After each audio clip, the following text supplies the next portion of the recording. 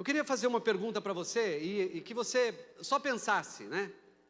Por que às vezes a gente luta por alguma coisa que a gente não tem condição de vencer? É interessante que o ser humano, o cristão em si, ele sabe do poder de Deus, ele reconhece o poder de Deus, ele vive o poder de Deus, só que ele às vezes quer lutar. Às vezes ele entende que as coisas podem ser resolvidas no braço dele. Então assim, às vezes eu e você temos essa vontade de lutar quando Deus está falando para não lutar. Se você estivesse numa prisão e a chave dessa cela não estivesse na sua mão, e você tivesse que depender de alguém abrir, não adianta ficar na cela, apertando, brigando, não vai resolver. Não vai ter saída, porque você não está com a chave. Há um pastor norte-americano, o pastor Andy Stanley, ele diz que uma visão põe fim ao caos. Às vezes o que nos falta é uma visão do que Deus quer fazer para o caos acabar. Às vezes o caos se estabelece porque a nossa visão está deturpada.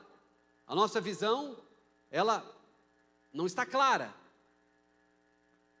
E eu preciso te dizer que quando Deus te dá uma visão, Deus te dá porque Ele tem nesta visão um propósito a ser cumprido. Deus não vai te dar nada se não tiver propósito no que Ele quer te dar.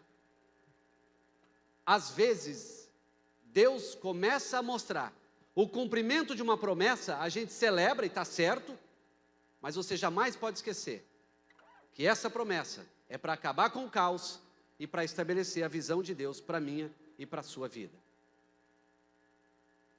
Mas há momentos em que as nossas forças, nossos planos, nossas estratégias e até mesmo a nossa visão, elas já estão no caos.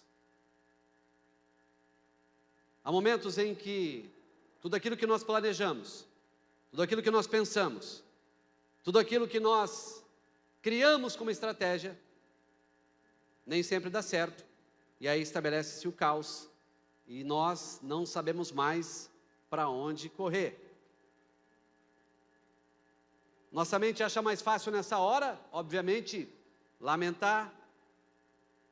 Nós oramos menos, temos menos fé, e muitas vezes não agimos em cima do que Deus pode fazer, do poder dEle, do mover dEle, da ação dEle. Há coisas da minha vida que eu olhava, ele contando o testemunho dele, um dia eu estou em Congonhas, pronto para embarcar, eu olhei, eu falei, é minha mala que eles estão tirando de lá, do porão. Aí tirou de alguns amigos meus, falei, galera, a gente não vai sair. E aí você desce para o saguão e começa a briga. E eu ia fazer isso também, eu ia lá para a briga. O Espírito Santo falou, não. Aí eu esperei, quando terminou aquele tumulto, a moça falou, você quer ir de ônibus? Eu falei, não quero. É que a gente vai despachar todo mundo pelo ônibus. Eu falei, pois é, querida, mas eu comprei de avião. Mas hoje não sai. Eu falei, não tem problema, quando sai? Amanhã. Eu falei, tá, o que você me oferece? O táxi, a janta, o hotel. Eu falei, é um pouco melhor, né? Então, às vezes tem coisas que não estão na nossa mão, estão nas mãos de Deus, mas a gente quer tomar e achar que nós vamos resolver do nosso jeito. E hoje eu quero dividir com vocês. Se você gosta de tema, de mensagem, a mensagem é: e quando o alicerce abalar? Às vezes o alicerce vai abalar. Mas eu preciso te dizer que não vai cair. Às vezes vai abalar e a gente está achando que vai morrer, que vai cair, que vai desabar. Não vai. Deus tem um plano para te apresentar durante esse processo. Eu quero que você abra a sua Bíblia em Atos dos Apóstolos, capítulo 16, versículo 25. Atos 16, 25 em diante. O texto diz assim: Por volta de meia-noite, Paulo e Silas estavam reclamando na prisão. É isso que diz o texto? Não. Por volta de meia-noite, Paulo e Silas estavam orando e cantando hinos a Deus. Amados, o texto diz que os outros presos ouviam. Sabe o que isso quer me dizer? Que quando eles cantavam, que quando eles oravam, quando eles cantavam e quando eles oravam, o que acontecia é que os outros presos ouviam de tão alto que eles cantavam. O texto começa assim, que à meia-noite eles cantavam, eles oravam. O texto segue, e aí diz assim, depois de 5 horas, depois de 8 horas, de 10 horas que eles oravam, não. O texto diz que, de repente, preciso te dizer uma coisa, levanta, para eu te dizer isso, levanta, por favor, levanta, erga sua mão direita aí para cima, erga sua mão direita. Haverá de repente de Deus na sua vida, haverá momentos que você menos espera, que o de repente de Deus vai acontecer, Ele vai agir, Ele vai fazer, e você só precisa crer, e quando você crê, você só ora, você adora, e Ele faz. Aplauda o Senhor, aplauda o Rei dos Reis. Aleluia. De repente houve um terremoto tão violento, que os alicerces da prisão foram abalados. Olha para a pessoa que está do seu lado e fala assim, abalou o alicerce. Aí você olha para ela de novo e diz assim, está preocupado que abalou, sim ou não? E ela falou o quê? Está preocupada ou não?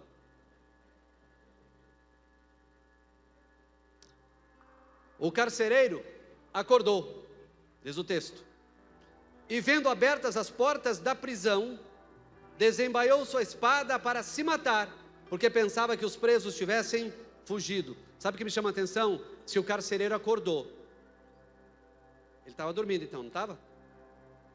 É básico isso, estava dormindo, não estava? Por que ele estava dormindo? Porque era uma prisão, e o local que eles foram presos era no interior da prisão, no lugar mais difícil, com os pés amarrados ao tronco.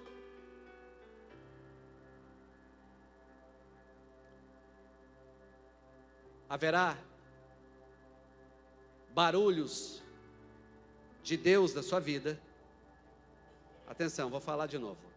Haverá barulhos de Deus na sua vida que vai acordar muita gente. Haverá momentos de Deus que você vai ter desistido, que a tua fé vai ter diminuído, mas o barulho de Deus vai acordar muita gente.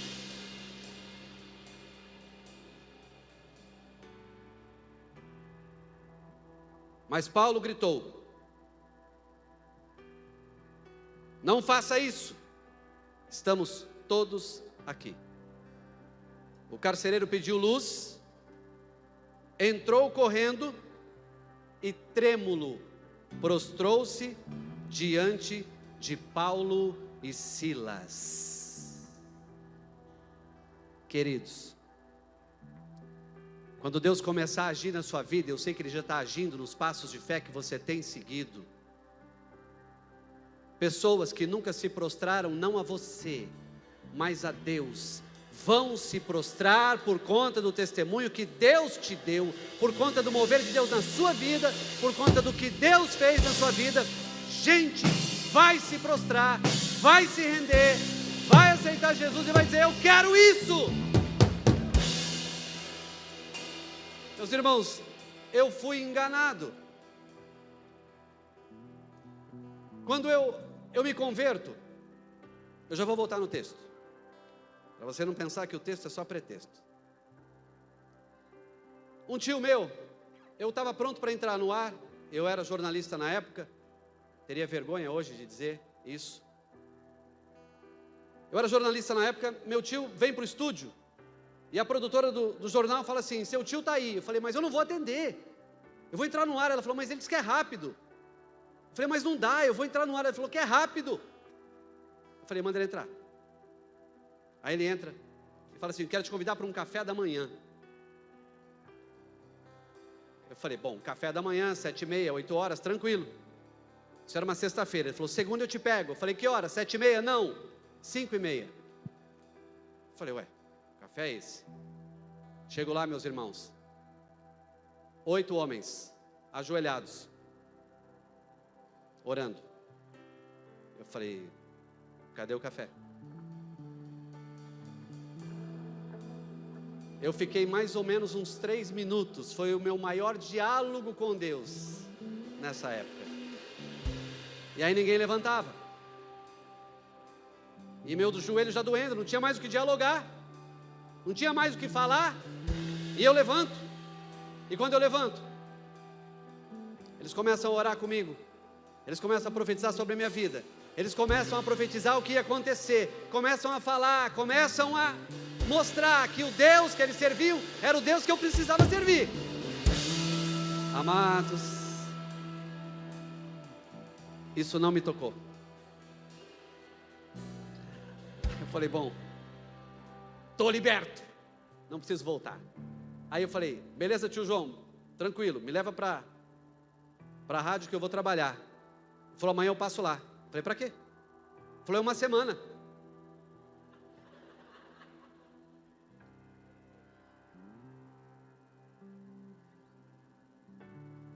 Só que eu termino essa semana, num domingo. E eu estava como vocês, no domingo à noite, sentado, entendendo os primeiros passos que eu daria em Deus. Isso vai para 19 anos que isso aconteceu. E depois disso, sabe o que aconteceu? Volto para casa, aquele primeiro amor, aquele desespero, aquela loucura. O Deus que eu servia estava em mim. Eu falei, meu Deus, isso é muito bom. Mas a minha esposa não entendia. Aí eu falei, bom, se meu filho for, ele ganha ela. E aí eu, já meio crente, daqueles assim, fervorosos, né? E aí, comecei a quebrar tudo que tinha em casa. Chegava santo, eu falava, aqui não. Quebrava rosário, quebrava tudo, e minha esposa só se afastando. E um dia o Júnior vai se apresentar, e a mãe vai. Mas alguns dias antes, uns 4 meses de convertido, estou sentado no meio da igreja, um profeta sai, e ele, quando sai, ele vai em minha direção, eu com uma Bíblia, Plenitude. Ele chegou, tirou o microfone e falou assim, direita ou esquerda? Direita, né, mano? Direita, né? Entendeu?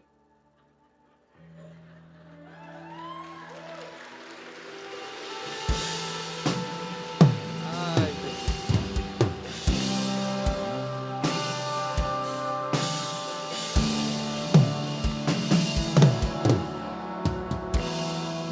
Aí ele olha para mim e fala assim, você é pastor? Eu falei, não, eu sou um membro aqui. Ele falou, é sim. Eu falei, então eu sou. Aí ele falou assim, está preocupado com a tua esposa com o quê? Eu falei, é que ela o quê? Mas que eu falei, deixa eu falar, né? E aí, queridos, ele disse assim, ela vai se converter. E ela será melhor do que você. E de fato ela é. Pode aplaudir o Senhor, pode aplaudir.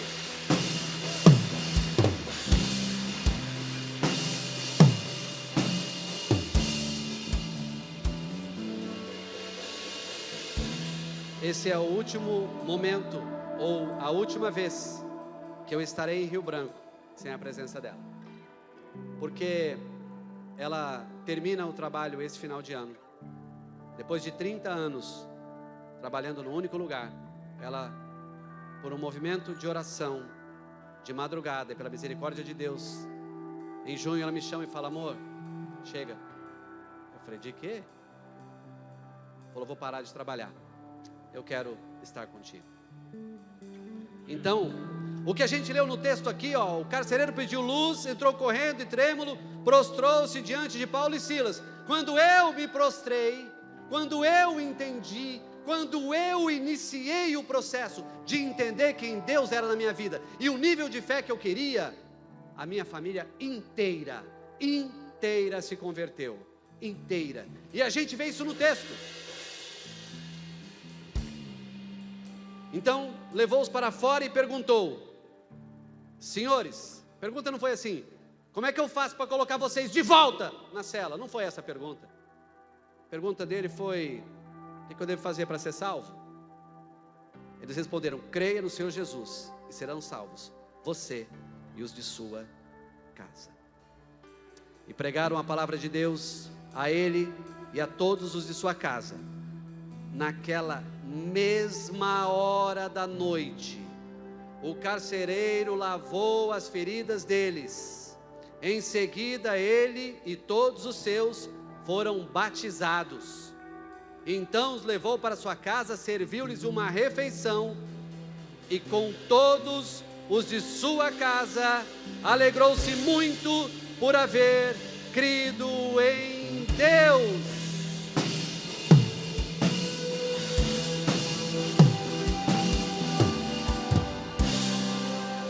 Queria que você levantasse a sua mão direita agora. Você está no Passos de Fé. Você vai declarar assim comigo: eu creio que pela fé que eu professo, não só eu, mas também os da minha casa te conhecerão. Oh, creia, aplauda o Senhor, eu creio também. Aleluia.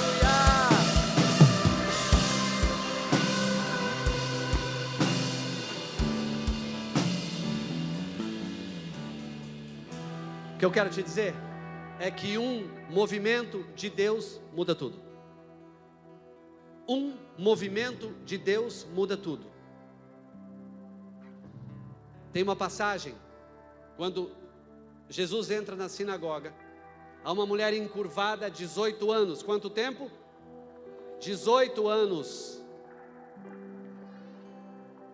Na sinagoga não era um lugar onde sempre haveria ou havia manifestação do Espírito Santo de Deus. Tinha um dono.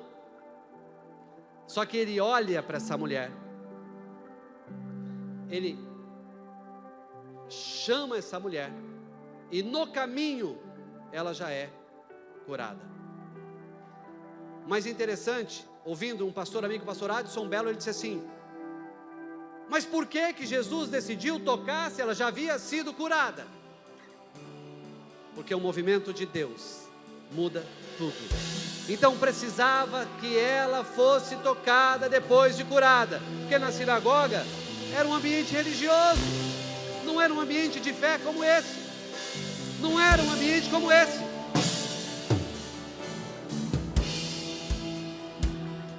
O movimento de Deus muda tudo. 3 milagres que nós encontramos nesse texto. O primeiro milagre que nós encontramos é o físico. Por quê? Porque há um terremoto. Terremoto que abala o alicerce, mas não abala a estrutura.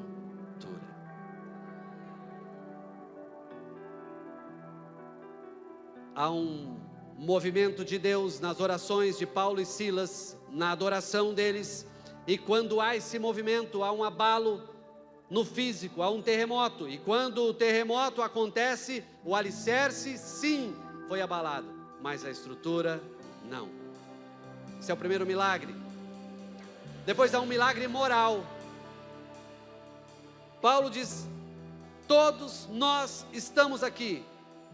Ninguém se aproveitou da fragilidade do carcereiro, porque assim, Paulo e Silas não fugirem, tudo bem, mas e os demais? Podiam fugir? Só que quando Deus vai fazer, não tem escândalo, tem milagre. Deus vai fazer, não vai ter escândalo, vai ter milagre.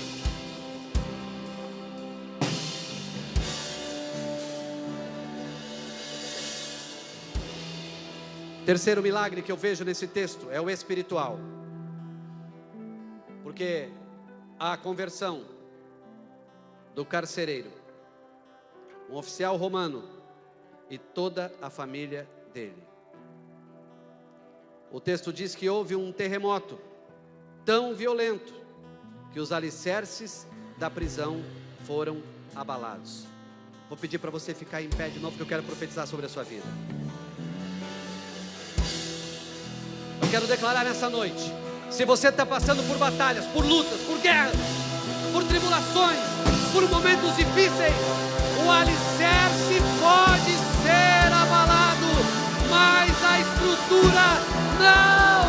A estrutura não vai ser abalada! Oh! Aleluia! Glória a Deus!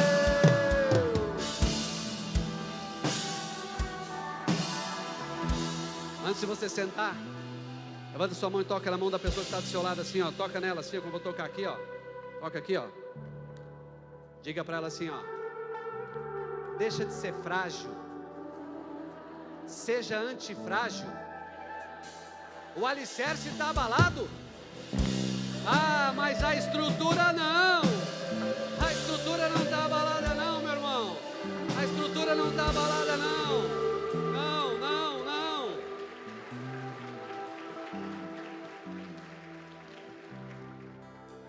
Pode sentar. Queridos, o que é mais importante numa obra? O que é mais importante numa estrutura? O alicerce. Ninguém começa a construir uma casa do teto. Você faz o alicerce, você faz fundação, você vai no mais profundo, você coloca lá ferramentas para saber que tipo de terreno é aquele, para que quando houver algum tipo de vento, de tempestade, o alicerce, ele precisa segurar a estrutura. Sabe o que acontece com a gente? Deus quer mexer na sua estrutura de dentro, mas para isso dá uma baladinha no alicerce. E aí a gente fica frágilzinho, fica tacinha de cristal. Deus está mexendo e a gente já está querendo se quebrar. Ei, deixa Deus mexer. É só o alicerce. Você fala, você é doido, só o alicerce cai. Se for Deus mexendo, se for Deus mexendo, ei, para com essa conversa. Se Deus estiver mexendo, mexe no alicerce de novo, mexe de novo, mas a estrutura permanece em pé.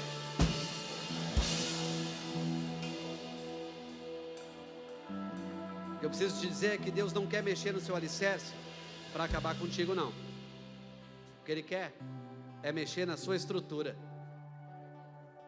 E quando Ele mexer na sua estrutura, é porque Ele tem um propósito de te fazer testemunho de milagres. Deus não faz nada sem propósito, meus irmãos. Se não tiver propósito, Deus não faz. Não faz. Então, se Ele está mexendo no alicerce, é porque Ele quer ver alguma coisa diferente na estrutura. Ele quer fortalecer a sua fé, quer te fazer mais forte, quer te fazer mais capaz. Não vai te matar. Qual o plano perfeito de Deus para mim e para você? É mudar o que acontece no nosso interior, para a nossa fé aumentar. Eu vou te dizer uma coisa que Deus fala comigo, porque eu sempre fui um empreendedor, eu sempre acreditei. E minha esposa fala assim: amor, quando você vai dizer alguma coisa, ou você já viveu, ou você está vivendo, ou Deus falou que você vai viver. Então a gente, como família, precisa se preparar, porque vai acontecer. Júnior, meu filho, fala assim: pai, quando você ora, a gente precisa começar a se organizar, porque alguma coisa vai acontecer, né, pai? Eu falo, vai. Não por mim, mas pelo Deus que eu sirvo, que abala o alicerce para mexer na minha estrutura e na sua.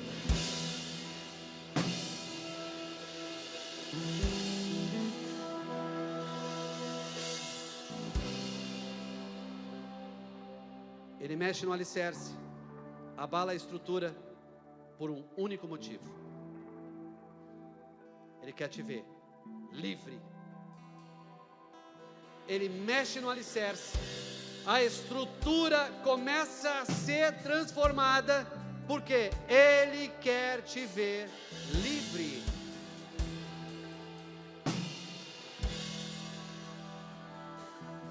Qual o seu papel nisso tudo? Orar, cantar. A gente cantou aqui que nós vamos chegar do outro lado. Eu estava aqui no culto de quinta. O pastor Mirko falou, nós vamos chegar do outro lado. Não foi isso que ele disse? Nós vamos chegar do outro lado. Então, se o alicerce está abalado, meu irmão, fique em paz. Fique em paz. Porque quando a tempestade também tomava conta do barco, e o alicerce emocional dos discípulos estava sendo abalado, aquele que dá a estrutura chega, e ele chega e diz que o mar se acalma, a tempestade para, os ventos cessam, porque Ele é Deus.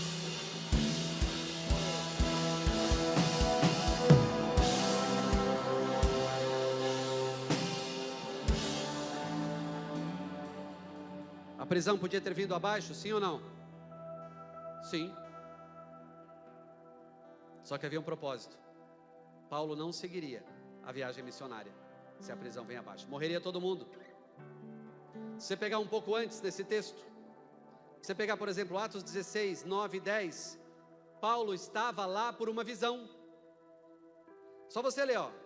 À noite teve uma visão na qual um homem da Macedônia estava em pé. E lhe rogava dizendo, passe a Macedônia e ajude-nos. Assim que Paulo teve a visão, imediatamente procuramos partir para aquele destino, concluindo que Deus nos havia chamado para lhes anunciar o Evangelho. Ou seja, havia uma visão.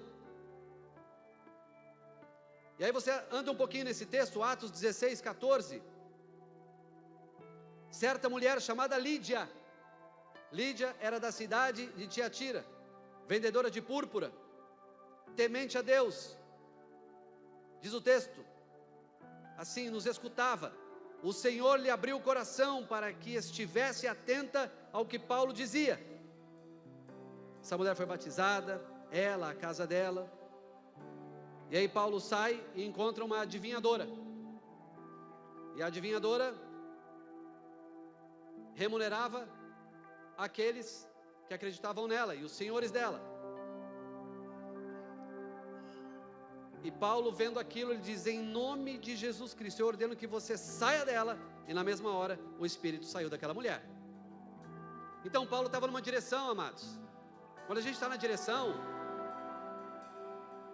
vai acontecer, Deus vai fazer. Você não está aqui no Passos de Fé porque você não tinha o que fazer. Você está aqui porque você tem uma direção no que você tem crido. Você sabe que teu Redentor vive. Você sabe que por fim Ele se levantará sobre a terra. E a terra é você hoje.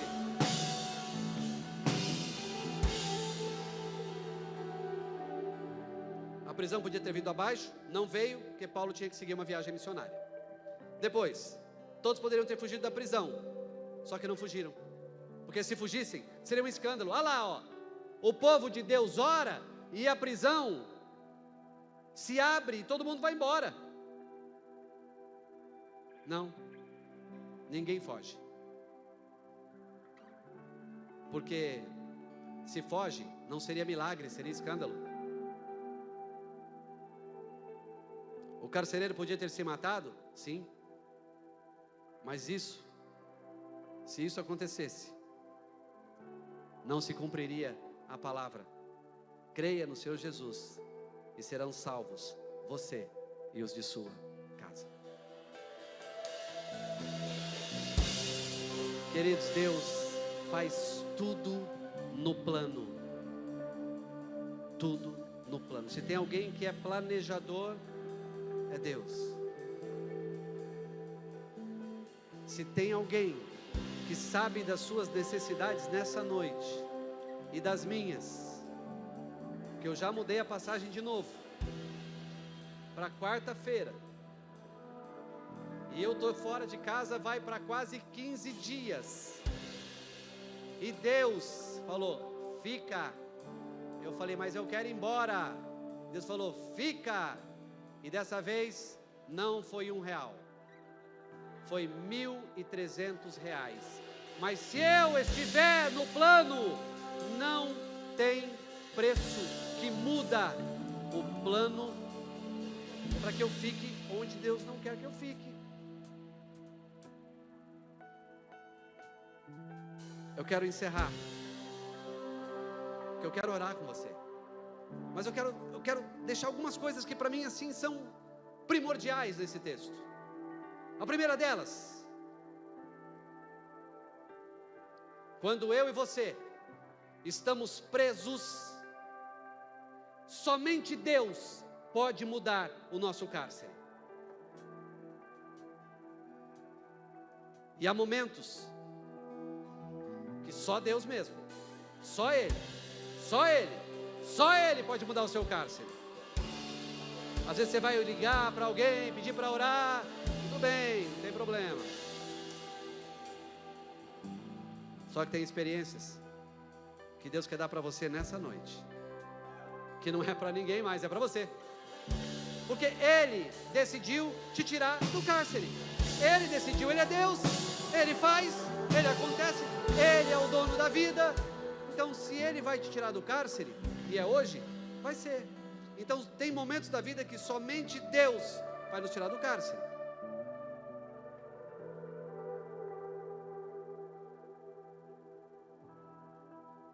Para sair do cárcere, o alicerce precisa ser sacudido.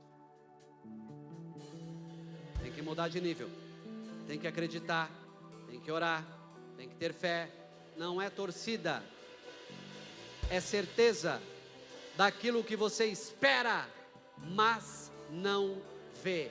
Mas já começa a celebrar, porque se Deus disse que vai mexer no alicerce, é para te tirar do cárcere.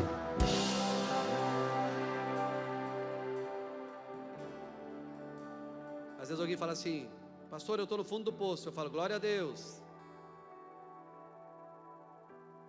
Vou falar de novo. A pessoa fala, pastor, eu estou no fundo do poço. Eu falo, glória a Deus. Você está louco? Eu falo, não. É que quando você chega no fundo do poço, só Deus para te tirar de lá.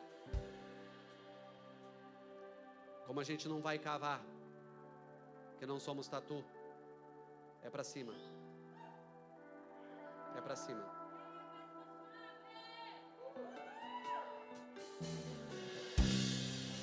Você acha que está no fundo do poço? Glória a Deus! É de lá que Deus te tira. É de lá que Ele vai te tirar, para que você seja testemunho.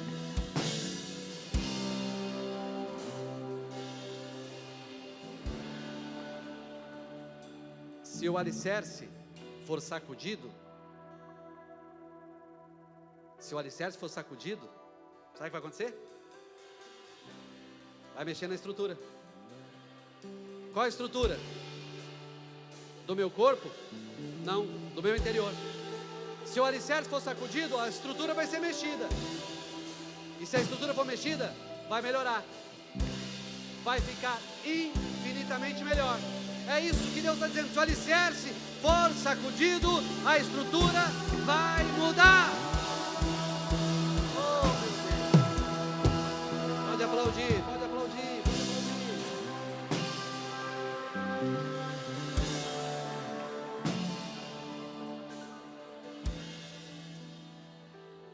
Se quando estamos presos, somente Deus pode mudar esse cárcere, é o primeiro ponto. Para sair do cárcere, o alicerce precisa ser sacudido, é o segundo. O terceiro é, se o alicerce for sacudido, a estrutura vai mudar. O quarto, a certeza que eu tenho e que eu quero compartilhar com você, é que tudo isso é para o nosso bem e não para a nossa morte. que Deus está fazendo, meu irmão, minha irmã, é para o seu bem, não é para a sua morte. E agora, o quinto e último recado de Deus antes da oração é que você pode ter dificuldade de sair do cárcere se você estiver reclamando. Agora, se você estiver clamando, pegou? Ninguém sai do cárcere murmurando, reclamando.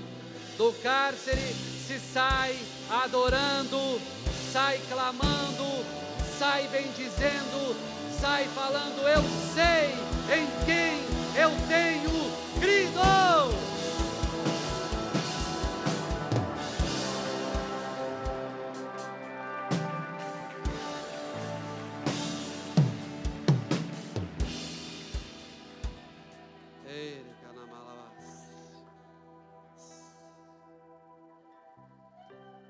Se teu alicerce está abalado,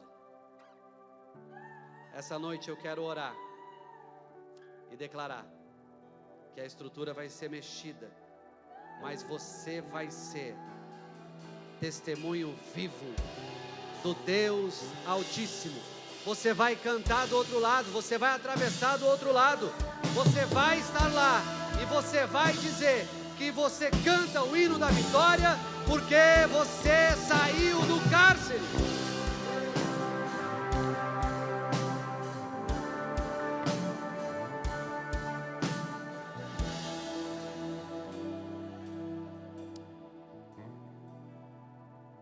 Já está no barco aí, para passar do outro lado? Já está? Uns 3 estão. Quem já está no barco para passar do outro lado? A gente vai adorar agora. Você vai passar do outro lado. Você vai passar do outro lado. Porque é uma promessa de que quando Deus começa a mexer no alicerce, é para que você tenha a estrutura transformada para estar do outro lado. Quero que você já vá ficando em pé, como quem vai dar o melhor passo de fé. Você vai cantar como cantou na abertura? Não, você vai cantar já sabendo do que Deus estará fazendo, porque Deus está liberando hoje a chave da prisão, a chave que te encarcerava está nas mãos de Deus. Ele está entregando aqui, e você vai declarar: